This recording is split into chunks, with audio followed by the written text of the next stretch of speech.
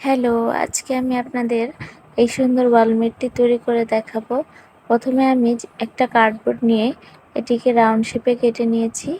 তারপর হচ্ছে একটি পেন্সিলের সাহায্যে আমি হরিণের ছবিগুলো এঁকে নিচ্ছি, যেন আমার ক্লে দিয়ে জিনিসটি তৈরি করতে খুব সুবিধা হয়।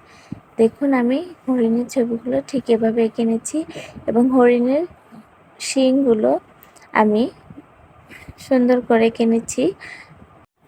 হরিণ দেখতে খুবই ভালো লাগে, তাই আমি ভাবলাম হরিণের মাধ্যমে একটু ওয়ালমেট তৈরি করি।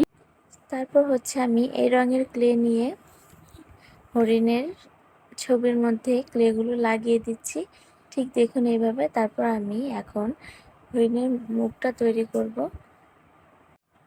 হরিণ কার কার পছন্দের অবশ্যই বলবেন। ছোটবেলায় যখন চিড়িয়াখানায় যেতাম, হরিণ দেখতে খুবই ভালো লাগতো, তাই ভাবলাম কেননা আজ হরিণের দ্বারা একটু ওয়ালমেট তৈরি করি।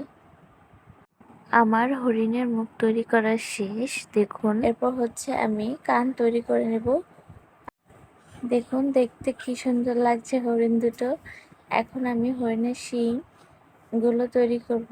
দেখুন, ক্লের সাহায্যে এভাবে আমি গাছের ডালের মতো শিংগুলো দিয়ে নিচ্ছি। এটাই হচ্ছে মেইন।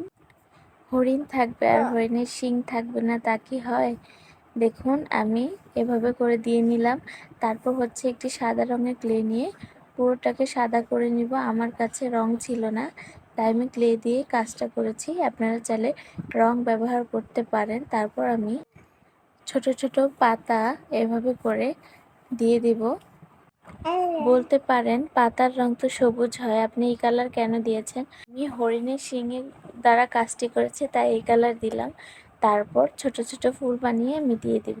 দেখুন কেমন হয়েছে আমার ওয়ালমেটটি, অবশ্যই জানাবেন। আমার ওয়ালমেট রেডি। আল্লাহ হাফেজ।